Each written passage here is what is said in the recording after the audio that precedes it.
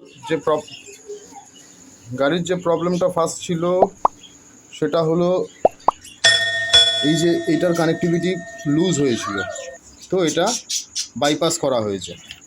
Second হচ্ছে starting coil, এটা magnet সাইডে থাকে, এটা চেঞ্জ করেছি, নতুন ম্যাগনেট কয়েল লাগিয়েছি। ম্যাগনেট কয়েল লাগানোর পর ধর, এটা ম্যাগনেট কয়েল লাগাবার পর গাড়ি চলছে,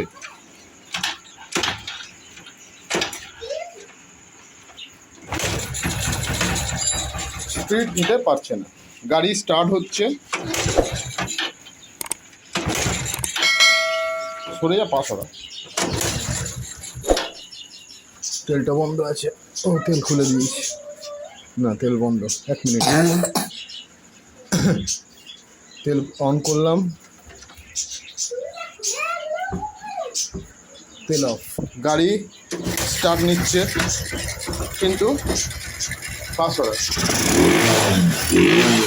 মেন প্রবলেম হচ্ছে কার্বোরেটরের সিচুয়েশান এখন খুবই খারাপ, পুরো ময়লা পড়ে রয়েছে, ঠিক আছে। এটাকে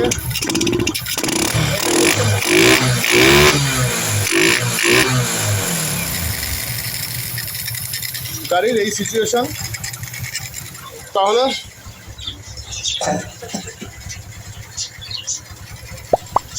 এই কাজ এখন বাকি আছে, কার্বোরেটরটা ওয়াশ করলে গাড়ি দাঁড়িয়ে যাবে। Thank you.